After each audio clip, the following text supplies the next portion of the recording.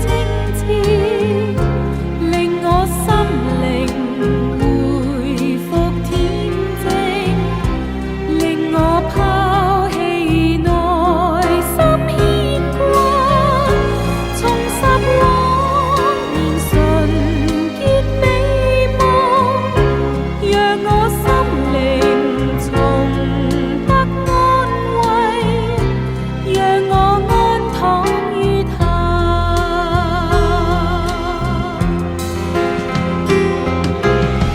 其實乜嘢先至係真實而恒久嘅呢？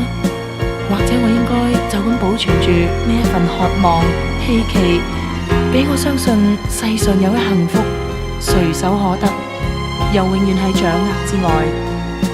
有時激情捉喺手裏面會化為灰燼。